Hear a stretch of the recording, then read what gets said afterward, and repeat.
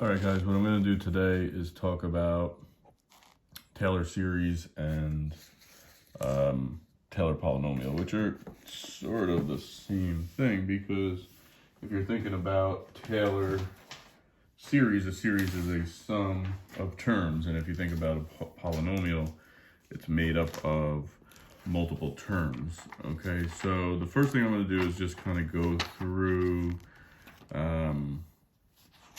just to kind of show you where they get this formula from. So just bear with me, it'll take a little time. But it's useful just to see where it comes from, and then hopefully you guys can remember the formula from there. So what I'm going to do is use the first four derivatives of this function, okay? And it is good practice of doing derivatives in our situation here. So you can see here we want to approximate the function ln x plus 1 by a polynomial. So in order to do that, we are going to match the behaviors of this ln x plus 1 at x equals 0 through its first four derivatives. So main thing that I want to do is let's take the derivatives and we're going to plug in 0 for each of them. Okay, so first thing I want to do is let's just do what is p of 0. Okay, so in our situation, we're going to take this function and plug in, right, ln 1 plus 0, which ln of 1 is just 0. So that one would be 0. Okay, the next one that we have is let's do the derivative of ln x and then plug in 0. So the first derivative, p prime of x of ln x, remember the derivative of the inside is 1, and then 1 plus x. If we plug in 0, we will get 1. Okay, let's do the second derivative. So remember, if you need to, right, you could always rewrite it 1 plus x to the negative 1. We know the derivative would be negative 1 plus x to the negative 2, or in our case, negative 1 over 1 plus x squared. If we plug in 0, we'll get negative 1. Let's do the third derivative. Okay, same idea, very similar. So you have negative 1 plus x to the negative 2, right? We do the derivative, it's 2, 1 plus x, now to the negative 3. So we'll have 2 over 1 plus x, the whole thing cubed. So p triple prime of 0 is going to be 2. And the last one, and you could continue this pattern for the fourth derivative, we're going to get 6, negative 6, remember it would be a negative 3, so negative 6, 1 plus x to the fourth. All right, if we plug in 0, we wind up getting a negative 6.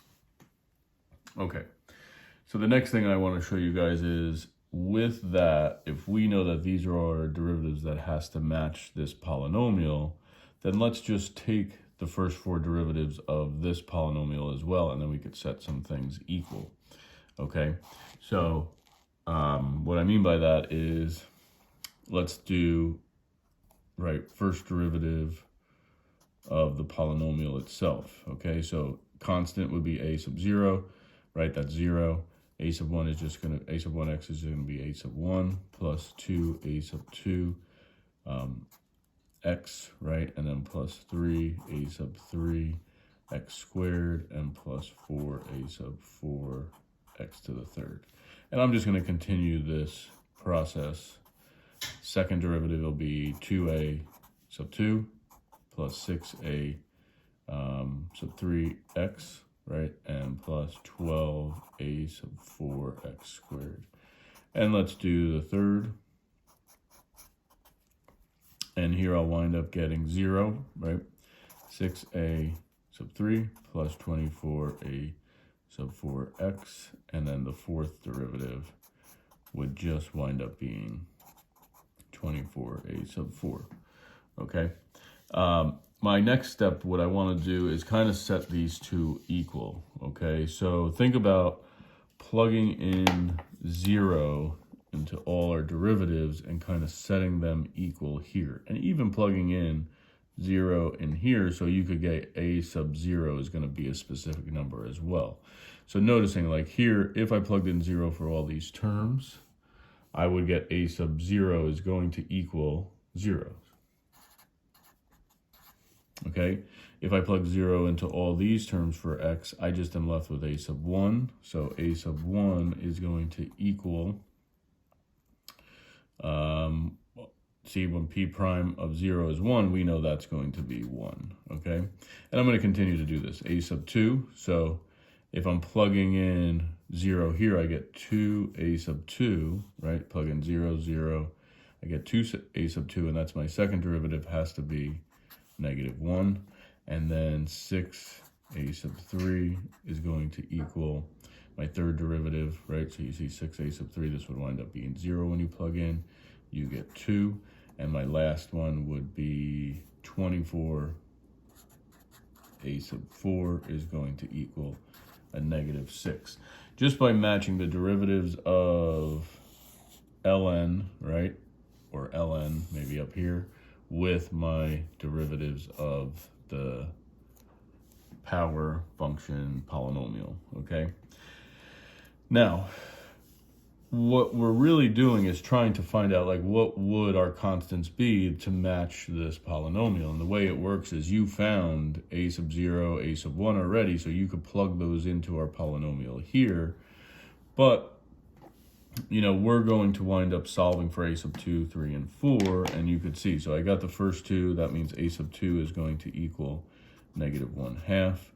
A sub 3 is going to equal 2/6, or 1/3, right? And a sub 4 is going to be -1/4.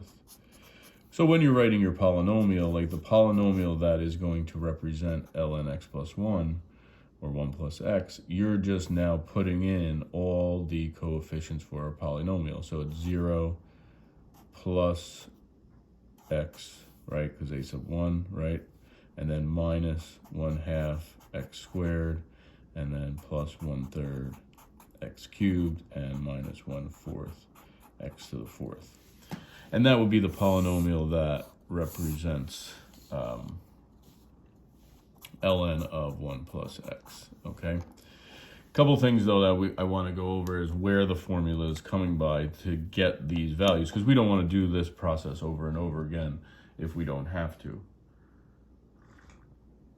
What we could basically do now is we have a notation for the Taylor polynomial that is fairly easy, and it goes with what are the numbers, right, that you're dividing by, right? So if you look at this, now this has a 1 in front. Don't worry so much about the first one, but you have a 1, you have 2, 6, and 4. And what we maybe remembered from one of the previous lessons is something called a factorial. Okay, so I'm going to bring this up a little bit, and I want to talk about factorial. So even what you see here is, I know it's not there, but just to let you guys know, 0 factorial would be 1. So really there is a 1 here as well. Okay, 1 factorial is also 1, 2 factorial is 2, 3 factorial is 6, 4 factorial is 24, and this continues. But you could see where, right, 1, 1, 2, 6, 24, that's what you're dividing by, okay? So now the notation for a Taylor series or a Taylor polynomial, okay? So keep that out of the way. Actually, let's move that out of the way. Okay, so we have something called a Taylor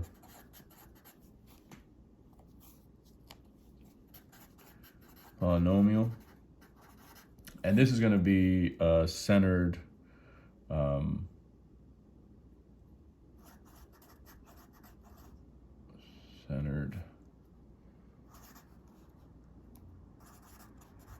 at x equals 0. We have a specific name. It's called Maclaurin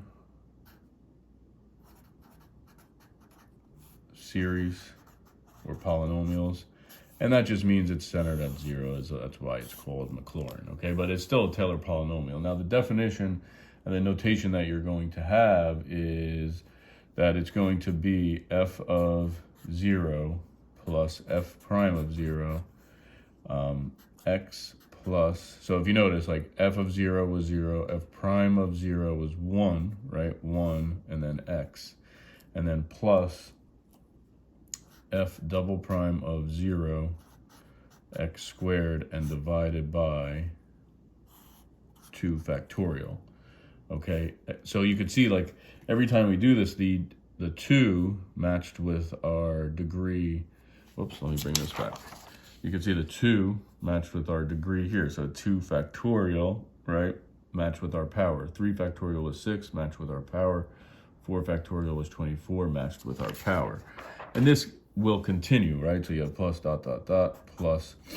And the notation is you're doing the nth derivative at 0, x to the nth power over n factorial. And then the notation with sigma would be pretty much the same. K is going to start at 0 to infinity, and you have f, so that just means the kth derivative, like first, second, third, fourth, and so on, centered at 0, x to the k over k factorial. Okay, so meaning the same thing. So this is the notation that you're going to have for a Taylor polynomial.